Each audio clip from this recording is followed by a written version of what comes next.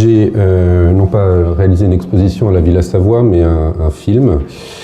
Et c'est de cette expérience-là que je vais partir, car j'ai visité pour la première fois la Villa Savoie il y a 1 an, dans le cadre des repérages pour ce film, qui était un film sur l'exposition d'un artiste contemporain qui installait des sculptures sonores. Après avoir pris le RER, puis le bus, après avoir passé l'entrée où l'on m'indiquait que j'entrais dans un patrimoine du XXe siècle, j'ai d'abord eu le sentiment d'accéder à un vestige de modernité. C'était là quelque chose qui avait été moderne et le restait sans doute dans son projet, livré au temps, à l'usure qu'on pouvait observer par endroits sur les murs extérieurs. Un bâtiment aujourd'hui certes protégé et classé, après avoir longtemps été laissé à l'abandon, mais dont l'environnement originel avait rétréci comme peau de chagrin, le parc de 7 hectares qui l'entourait, jadis ayant été préempté par la ville pour en faire un lycée et un parking. Il n'en restait donc que le cœur, le joyau, au milieu d'un tertre. Alors devant cet édifice construit en 1929, j'ai repensé à une remarque de Jean-Luc Godard qui se demandait pourquoi on parlait de vieux films alors qu'on ne parlait pas de vieux livres ou de vieux tableaux. Et je me suis demandé que fallait-il dire pour la Villa Savoie, une vieille villa, un vieux projet d'architecture?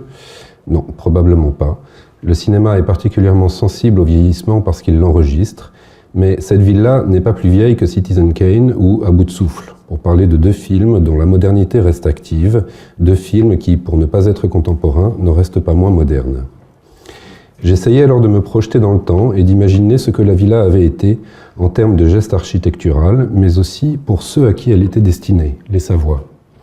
Les Savoie étaient en effet les personnages absents de ce théâtre d'une modernité naissante, un homme, une femme, un enfant, quelques domestiques et une villégiature. Je m'imaginais un instant être l'enfant des Savoie, ce petit garçon qui découvrait la maison à peine construite, pas encore meublée. Où allais-je pouvoir jouer? Où pourrais-je me dissimuler dans toute cette transparence? Ne serais-je pas toujours exposé au regard de mes parents? Y aurait-il des lieux pour me faire peur, des recoins merveilleux, des couloirs sombres où j'entendrais battre mon cœur? Serais-je fier de ma maison? Et je me posais la question, un espace moderne peut-il faire rêver un enfant? Être moderne, est-ce que c'est un rêve d'enfant?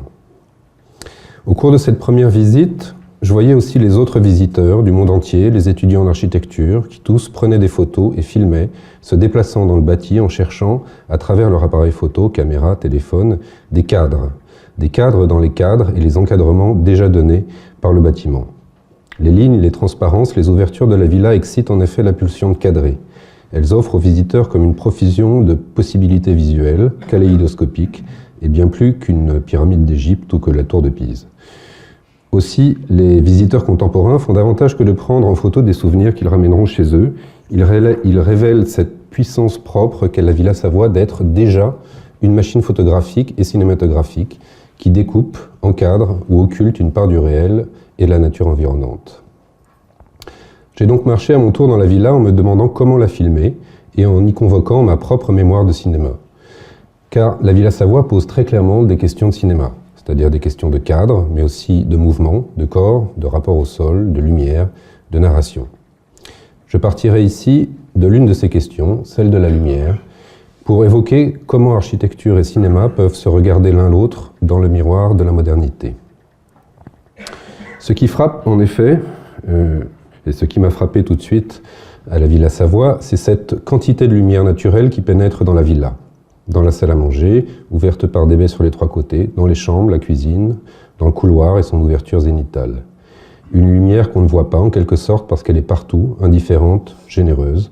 Elle a cette fonction hygiénique que lui prêtait l'époque, elle est bonne pour la santé et elle donne le moral, et elle résiste enfin au partage de l'extérieur et de l'intérieur. Cette présence de la lumière introduit dans l'espace une dimension qui intéresse forcément le cinéma, la dimension du temps. Il est difficile de ne pas savoir ici, en effet, s'il fait jour ou si le soir est tombé, s'il fait soleil ou si le ciel est gris. Et le nom donné à cette maison par Le Corbusier, les heures claires, dit bien que c'est du temps qui s'écoule dans l'espace. Pourtant, au revers de cette clarté, il y avait pour moi comme un sentiment d'inquiétude. Plus de lumière, certes, comme aurait dit Goethe à sa mort, et si peu d'ombre, si peu de coins d'ombre. Si peu de ces lieux que décrivait par exemple l'écrivain japonais Tanizaki dans son livre fameux « Éloge de l'ombre », un livre publié en 1933, quelques années après la construction de la villa. Il y défendait les valeurs de la pénombre et de ses nuances, l'espace intérieur conçu comme un programme d'extinction progressive de la lumière du jour. Abri au refuge, l'ombre aurait une valeur d'intériorité et de délicatesse, elle protège, elle produit les lieux du repli et du désir. Et c'est peut-être ce qui m'inquiétait, ce sentiment de surexposition, cette absence d'intimité apparente, cette impression que ce qui est édifié pour nous faire demeurer, l'intérieur, était si ouvert à l'impermanent, à ce qui change et à ce qui varie. Je me souvenais enfin que dans les rivières dont on élague les arbres et les feuillages qui les bordent, les poissons, trop exposés au soleil, finissent par disparaître. Mais j'étais peut-être moi-même victime du préjugé que Le Corbusier avait voulu bousculer en enveloppant l'espace intérieur de lumière. Alors, c'est un souvenir de Hitchcock qui me rappelait aussi qu'on peut déplacer les conventions qui régissent notre appréhension de l'ombre et de la lumière, que le plein soleil ne nous délivre pas toujours de la peur des ténèbres, que la lumière du jour peut être chargée d'inquiétude. C'est la célèbre scène de la mort aux trousses, dans laquelle Cary Grant attend son rendez-vous sur une route déserte, devant un champ de maïs, en plein midi. Hitchcock disait que d'ordinaire, dans les films, et particulièrement les films noirs, pour créer le suspense et le sentiment de menace, on filme une rue la nuit, une longue voiture noire qui s'arrête devant un immeuble éclairé par le halo d'un réverbère, un personnage qui en sort, dont on distingue à peine le visage, etc., etc. Or, dans la séquence de la mort aux trousses, il avait voulu justement renverser le cliché et créer ce sentiment en plein soleil, à midi, dans un espace étal dont les repères se résumaient à la droite et à la gauche. La menace venait alors du ciel, petit point indistinct qui se rapproche. Pour mieux me figurer ce qu'avait été la villa, pour ressaisir son actualité au moment de sa construction, j'ai cherché à voir des images d'archives.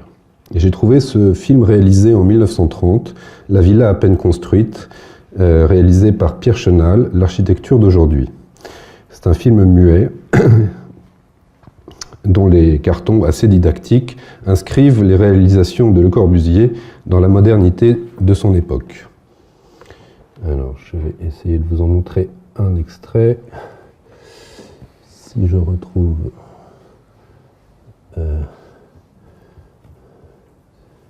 faut que vous veniez m'aider pour le... Voilà, remettez-moi le... Voilà. Premier. Voilà, merci.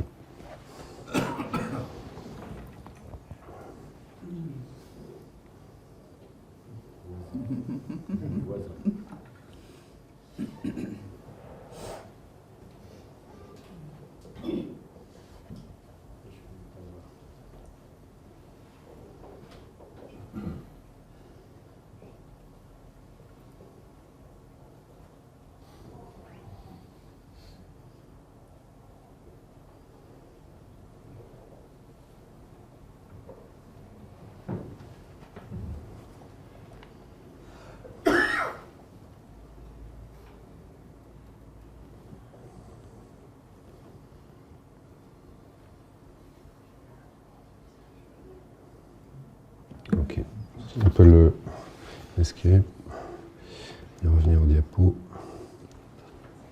Il était où? Parce qu'on est peut-être revenu au début. Alors là.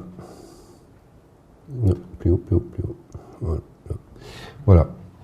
Alors ce carton, en particulier, évidemment, m'a beaucoup intrigué. L'espace créé par l'architecte renvoyait ainsi l'opérateur à ses propres conditions de prise de vue, et voilà que le cinéma découvrait un plus de lumière, une lumière qui le rendait autonome, le libérait des projecteurs et des lumières additionnelles pour imprimer l'espace sur la pellicule tel qu'en lui-même. On pouvait ainsi, au détour d'une prise de vue, démontrer l'innovation, et je dirais qu'on pouvait rendre la lumière littéralement explicite.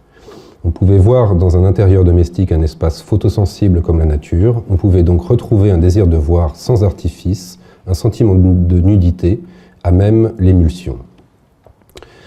La lumière, c'est bien sûr la condition même du cinéma.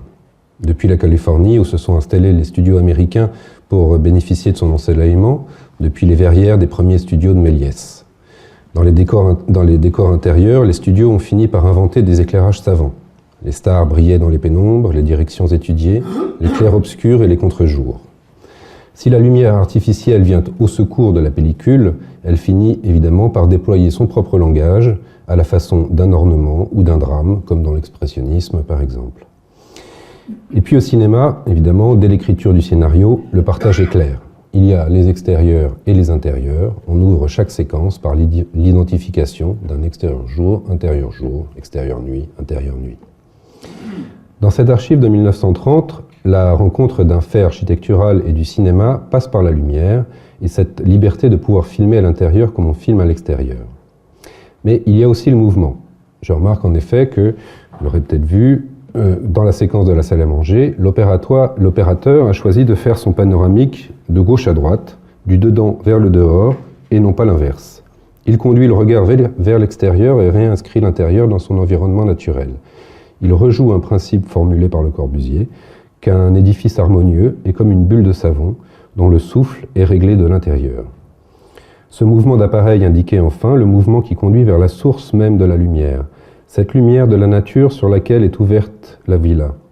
Il n'accompagnait pas le chemin de la lumière vers l'intérieur, il remontait vers sa source. Le Corbusier avait bien donné une définition célèbre de l'architecture comme le jeu savant, correct et magnifique des volumes assemblés sous la lumière. De quelle lumière s'agissait-il? De celle qui appartient à la nature du bon Dieu, comme il le déclara en rappelant curieusement un personnage évincé par les temps modernes? C'était aussi la lumière du progrès et de la rationalité, une victoire sur les ténèbres du salon bourgeois, ses tentures, ses rideaux et ses tapisseries, ce salon du XIXe siècle dont Walter Benjamin écrivait qu'il était en lui-même comme une plaque photographique où s'imprimait la trace des usages et des habitudes de ses habitants. Les intérieurs étaient alors les dépôts du temps. La bourgeoisie moderne était enfin prête, elle, à s'exposer au plein jour. La peinture impressionniste avait elle aussi annoncé une résurrection de la lumière naturelle. Zola l'exprimait ainsi, très bien, dans un texte écrit à la mort de Manet, et dans lequel on pourrait reconnaître peut-être quelques traits de Le Corbusier, je cite. « Il a été un des instigateurs les plus énergiques de la peinture claire, étudiée sur nature, prise dans le plein jour du milieu contemporain, qui peu à peu a tiré nos salons de leur noire cuisine au bitume, et les a égayés d'un coup de vrai soleil. Ce n'était pas seulement un monde nouveau, c'était une peinture nouvelle, la tendance vers le plein air, la loi des valeurs respectées, chaque figure peinte dans la lumière. » Alors voici qu'à la Villa Savoie, on peut filmer les intérieurs comme Manet peignait ses figures dans la lumière, dans le plein jour du milieu contemporain. Or cette fête de la clarté, c'est aussi une autre modernité cinématographique qui en a retrouvé le chemin 30 ans plus tard, celle de la Nouvelle Vague. Une bonne part des innovations de la Nouvelle Vague, à la fin des années 50 et dans les années 60, concernent justement les techniques de prise de vue. Le cinéma était devenu, pour une bonne part, un art du studio, où l'on dirigeait l'éclairage, où l'organisation des projecteurs constituait un dispositif très contraignant, visant des effets de dramatisation, où chaque déplacement était mesuré et limité. Il y avait ainsi deux personnes pour faire l'image, l'une au cadre, le cadreur, l'autre à la lumière, le directeur de la photographie. La Nouvelle Vague n'a pas fait disparaître complètement cette répartition des tâches qui existe encore, mais elle l'a remis en cause pour confondre en une seule personne, une seule fonction, lumière et cadre. Il s'agissait de sortir des conventions des studios, de libérer la mise en scène de leurs contraintes techniques, syndicales, esthétiques. L'énergie de ce mouvement cinématographique se mesurait au désir de faire du cinéma, c'est-à-dire au besoin impérieux, malgré les contraintes, de voir et de montrer. La Nouvelle Vague privilégie alors les tournages en décors réels et naturels, utilise des caméras plus légères et des pellicules plus sensibles. Elle refuse les effets de lumière, cette lumière factice du cinéma dit de qualité qui enfermait les personnages dans le décor. Il fallait inventer un autre éclairage avec les moyens du bord, un éclairage souple qui n'était plus dramatisé, dirigé vers la vedette. Même quand la lumière restait en partie artificielle, il fallait lui redonner du naturel. Raoul Coutard était un de ces chefs opérateurs, un chef opérateur de Godard et de Truffaut, et il le racontait ainsi, je le cite. L'innovation à laquelle mon nom fut à l'époque associé, l'éclairage indirect, n'est pas le résultat d'une longue analyse puis d'un principe esthétique, mais bien de l'obligation qui nous fut faite de nous adapter aux circonstances et de se contenter des budgets disponibles. J'ai travaillé avec des éclairages normalement utilisés par les photographes amateurs. Je les ai orientés vers le plafond, que j'avais en partie recouvert de papier aluminium. L'éclairage indirect, à 360 degrés, ainsi obtenu, était d'une intensité suffisante par rapport à la sensibilité des films, tout en fournissant un éclairage diffus, soft light, réglable en fonction de la source supposée de lumière. Comme une fenêtre, par exemple. Cela laissait en plus au réalisateur une plus grande liberté de mouvement, tout en permettant aux comédiens d'être plus spontanés. Coutard cherchait donc une lumière peu coûteuse qui laissait de la liberté à la mise en scène, qui donnait de l'air et de l'espace. Une lumière qu'on pouvait sentir comme l'air égal que respirent les personnages et par laquelle on pourrait capter, littéralement, je crois, l'air du temps. C'était enfin une question d'éthique de la mise en scène. Il fallait une forme d'éclairage plus propre à la sincérité que cherchaient ces cinéastes. Cet éclairage indirect reposait sur la réflexion et la diffusion de la lumière par les murs et surtout les plafonds. Et je remarque qu'il aurait été sûrement impossible dans un intérieur bourgeois tapissé de partout aux espaces sombres, ni même dans la maison traditionnelle japonaise que décrit Tanizaki. Il fallait de la blancheur, et Le Corbusier, dans l'art décoratif d'aujourd'hui, en 1925, avait proclamé la nécessité de blanchir murs et plafonds pour faire table rase. Il appelait ça la loi du ripolin, je le cite, « Concevez les effets de la loi du ripolin.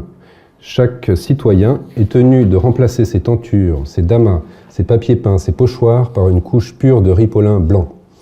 On fait propre chez soi, il n'y a plus de coin sale ni de coin sombre. Tout se montre comme ça est. Vous serez à la suite du ripollinage de vos murs, maître de vous. » C'était sans doute une sorte de catharsis décorative pour permettre à la couleur de revenir plus tard, plus nette et mieux choisie, comme on le voit d'ailleurs à la Villa Savoie. Elle ouvrait la voie à une clarté fonctionnelle, caractéristique d'une tension vers un âge nouveau de l'habitat. C'est ce blanc franc et loyal dont il parlait ailleurs, cette idée de montrer tout comme ça est, cette volonté de ne pas tricher. L'architecte invitait chacun à reprendre possession de soi dans son propre intérieur, à être un sujet maître de soi, c'est-à-dire un sujet moderne. Et c'est dans le même esprit, dans ce genre d'espace et de lumière, que Godard pouvait de son côté filmer, comme il disait vouloir le faire à l'époque, des personnages libres, des personnages dont on ne pouvait prévoir à tel ou tel moment ce qu'ils feraient le moment d'après, et ce, même à l'intérieur. Il y a d'ailleurs cette idée très caractéristique de son cinéma qu'on peut se promener à l'intérieur, cette figure récurrente de ces films d'un homme et d'une femme qui marchent et déambulent, dessinant des arabesques dans leur propre intérieur, ainsi dans l'appartement romain du mépris, qui annonce, lui, les déambulations de la Villa Malaparte à Capri, un peu plus tard dans le film, dans une autre lumière, la lumière cruelle du mythe. De quoi s'agissait-il alors dans cet élan du cinéma moderne qu'incarna la Nouvelle Vague, sinon de rendre à la mise en scène du naturel, de la spontanéité et justement de l'élan. L'élan de marcher, l'élan de courir, de se promener, de se déplacer. Mais Godard a l'esprit de contradiction.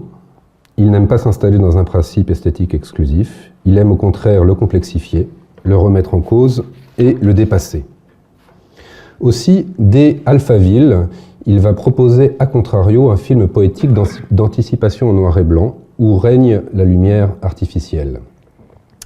Alphaville décrit une société du futur inhabitable, placée sous le contrôle de la rationalité et de la logique, où la technique a refoulé la nature.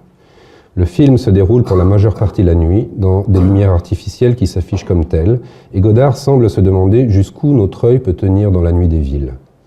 Il filme les ampoules, les enseignes, les lampes, comme des acteurs de l'histoire. Il exacerbe les contrastes, utilise des spots à forte intensité, des blancheurs éclatantes, des murs blancs granuleux et des noirs opaques, des images en négatif.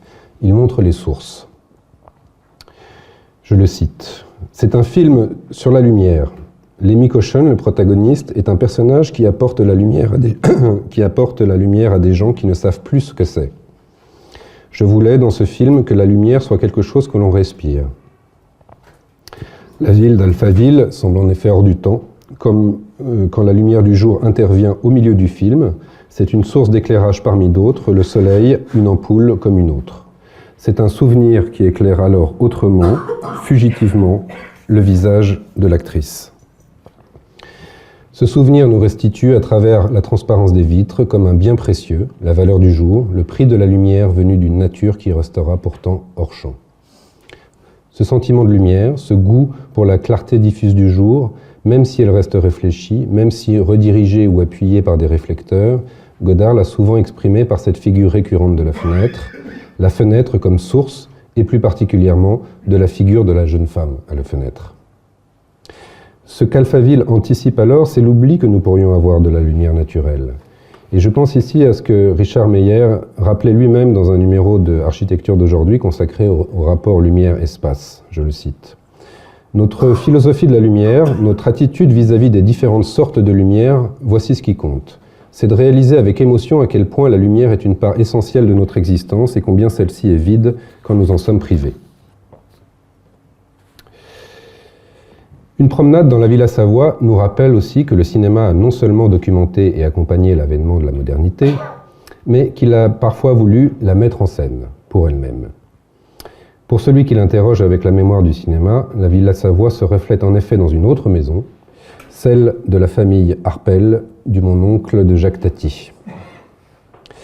Les Harpel, en quelque sorte, c'étaient ces Savoies des Trente Glorieuses. Un homme, une femme, un enfant, une maison, une voiture qu'il faut pouvoir garer. Ici aussi, la lumière est omniprésente, curieusement immobile, directe. Ici aussi, intérieur et extérieur semblent se prolonger l'un l'autre. La maison Harpel n'est pas la Villa Savoie, ne serait-ce que parce que c'est une résidence principale et non une résidence secondaire.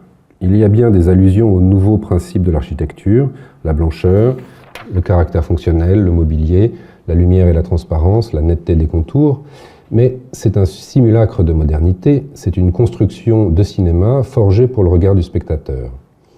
C'est le théâtre d'une nouvelle bourgeoisie, la scène de sa vie quotidienne, une scène qui ménage des découvertes et des disparitions, où les trajets sont programmés, où le jardin dessiné, inspiré probablement de celui de la Villa de Noailles, a remplacé l'escalier de jadis comme lieu d'apparition et d'entrée en scène. C'est une maison-machine, bien sûr.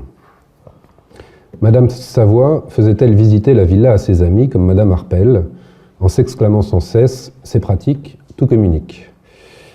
C'était un idéal de communication interne, de fluidité et de liaison entre les espaces, alors que le film racontait la déliaison des êtres au sein de la famille, cette fameuse incommunicabilité qui travaillait souterrainement alors la vie moderne.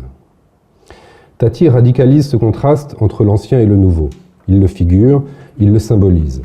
Ces deux réalités, l'ancien et le nouveau, ne se donnent pas successivement l'une après l'autre, mais côte à côte. Le moderne, en faisant rupture, n'est pas ce qui vient après, mais d'abord ce qui s'ajoute à côté. Et M. Hulot, en circulant d'un espace à l'autre, est bien ce qu'on pourrait appeler un contemporain, bien plus contemporain que les habitants de la maison Harpel. C'est-à-dire quelqu'un qui est confronté à la complexité du temps et au chevauchement des époques, au choc et au chaos. C'est la figure de l'idiot qui revient ainsi pour révéler les contradictions du temps. La force de Tati, je crois, c'est d'interpréter les signes modernes comme un paysage visuel et sonore. Car il ne s'agit pas seulement de la modernité représentée, mais de celle de la forme qui la représente. Et pour paraphraser Zola parlant de Manet, il ne s'agissait pas seulement d'un monde nouveau, mais d'un nouveau cinéma. De la conjonction d'une prise de conscience du fait moderne et de ce médium qui l'interprète et le soumet à la critique, ce médium fait de lumière, de cadre, de mouvement, et maintenant de son et de couleur.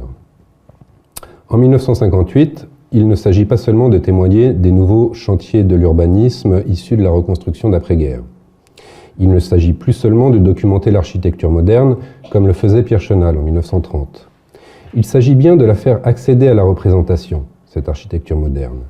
Il s'agit de la projeter en grand, devant soi, de l'élaborer. Et à ce titre, Tati est le peintre moderne que décrivait Baudelaire, celui qui extrait l'essence poétique du temps présent. L'architecture devient la métaphore même de la société, la métaphore d'une inquiétude, et l'architecte et l'ingénieur ont, comme les anciens rois, besoin de leur fou. Alors pourquoi le genre burlesque fut-il particulièrement à même de mettre en scène cette prise de conscience ?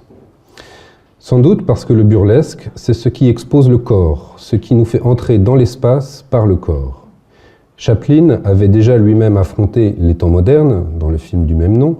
Il en avait fait un drame du corps confronté à la machine. Tati, lui, en fait un drame de l'espace. Il montre le destin et la condition du corps dans l'espace nouveau. Monsieur Hulot n'est pas face à la machine, il est dedans, dans l'espace machine de la maison. Le regard ne se déplace pas comme un travelling avant dans l'espace pour le découvrir, c'est plutôt qu'on observe quelqu'un se déplacer à travers le cadre. Chaplin avait d'ailleurs dit que la vie est une tragédie si on la regarde en gros plan, mais une comédie quand on la filme en plan large. Et dans l'espace clair et ouvert de la modernité, tous les mouvements reprennent le caractère du rite, de la ritualisation domestique bourgeoise. Dans celui du vieux quartier, ils sont plus erratiques. Mais dans l'un comme dans l'autre, on observe comment les corps vivent et habitent, ce que produit l'espace, quel spectacle il nous donne. Aujourd'hui, il nous manque peut-être un cinéma burlesque pour représenter nos nouvelles façons de vivre et d'habiter. C'est peut-être qu'aujourd'hui, le sentiment de modernité ne se dit plus seulement dans l'élément de l'architecture ou de l'électroménager, mais dans l'élément de la télécommunication, où le corps et l'espace s'effacent par définition. Tout y communique, certes, mais sans la médiation des corps. C'est aussi l'intuition que Tati développa dans Playtime, que nous pourrions bien un jour devenir prisonniers de la transparence. C'est la civilisation de la lumière, 300 000 km à la seconde, que prophétisait un personnage d'Alphaville, de la lumière entendue comme vitesse quantifiable, dont on ne pourrait bien ne retenir que la vitesse, et non plus sa façon d'imprimer et de mettre au jour la peau et les visages, et de faire chanter le vivant.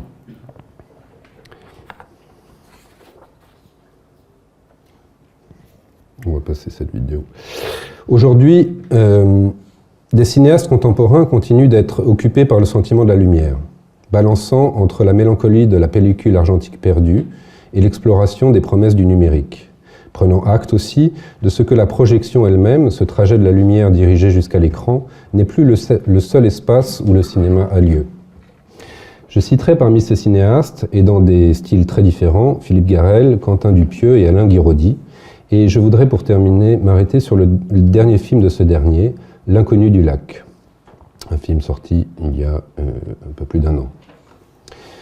C'est en effet le solarium du toit-terrasse de la Villa Savoie, suspendu dans la nature, qui me rappelle ce film récent. Dans ce film, Guiraudy fait table rase à sa manière. Le film est tourné en extérieur dans un décor purement naturel, unique. C'est un lac dans le sud de la France, lieu de détente où l'on vient bronzer et draguer entre garçons. Il n'y a pas un bâtiment, pas une maison. Seulement l'eau du lac, une plage de galets blancs, le bois alentour et un parking improvisé. Des corps nus et bien sûr seulement des hommes. Ici, la lumière naturelle règne seule. Nos sociétés, nos villes, elles, restent hors champ. Il y a là un parti pris de pureté, de clarté et de nudité sans phare, et une audace aussi. Pour reprendre l'expression de Le Corbusier, ici, tout se montre comme ça est. Les corps sont exposés aux bienfaits du soleil, avec cette idée d'hygiène de soi, comme dans les années 30, la carnation des peaux est particulièrement palpable à l'écran. Guiraudy joue d'un désir contemporain de retour à la nature, mais c'est un conte cruel qu'il nous raconte, où la volupté côtoie l'effroi, car dans ce lieu aimable consacré au sexe et à la nature, où chacun cherche à jouir dans l'indifférence des autres, la mort rôde et cherche sa proie. On retrouve d'ailleurs ce goût du thriller en pleine lumière qu'Hitchcock avait formulé. C'est qu'ici, celui qui nous fait face, même en pleine lumière, n'est pas clair. Nous réclamons toujours de celui qu'on aime ou qu'on désire la clarté des sentiments et des intentions, mais personne ne brille de l'intérieur comme une luciole, et l'obscurité de l'autre ne se dit jamais aussi bien qu'en plein jour. Nous n'avons que la parole pour y mettre un peu de lumière. L'inconnu du lac a été remarqué entre autres pour sa photographie, pour ce sentiment rare de photographie à l'écran. La chef opératrice du film, Claire Maton, a raconté cette volonté de faire de la lumière naturelle le véritable décor du film, de capter toutes ses nuances, ses textures et ses variations, donnant à sentir le temps qui passe dans ce lieu unique et travaillant sur ses réflexions et ses reflets. Elle a dû parfois, littéralement, tapisser la nature, c'est-à-dire couvrir les sols pour atténuer les réflexions, et en particulier les réflexions vertes sur les peaux. Ce travail minutieux, qui compose avec le réel, se retrempe dans le réel de la lumière, crée l'espace où pourra se dérouler ce jeu savant, correct et magnifique des corps assemblés sous la lumière. Car au cinéma, tourner en décor naturel, filmer sous la lumière naturelle, c'est toujours prendre un risque. C'est se confronter aux nuages qui passent, à l'ombre indélicate, aux réflexions imprévues. C'est se confronter au transitoire, au fugitif et au contingent, pour reprendre les termes que Baudelaire appliquait aux peintres de la vie moderne. C'est une question d'attitude devant le temps et le réel que Guiraudy et sa chef opératrice réactivent ici. C'est donc retrouver une tension, la tension entre le regard et ce qui est donné, choisir de faire face à ce qui résiste. C'est reprendre contact avec cette valeur de présence de la lumière et donc avec sa disparition possible. C'est plus encore filmer le présent, et je dirais même filmer au présent, rendre le monde au frémissement présent des êtres et des choses. Le monde lui-même est alors quelque chose qui s'offre ou qui se refuse. Le film suggère enfin ceci, que la lumière nous fait certes du bien, qu'elle recèle cette dimension hédoniste que lui trouvait Le Corbusier, que son immatérialité fait encore signe vers la spiritualité, mais qu'elle a aussi partie liée avec autre chose, avec la jouissance. Elle est à même d'ébranler le sujet et sa perception. Ce sujet moderne, maître de soi, elle peut l'éblouir au point de lui faire perdre pied. Et à ce titre, elle n'est pas sans rapport avec la mort. Merci.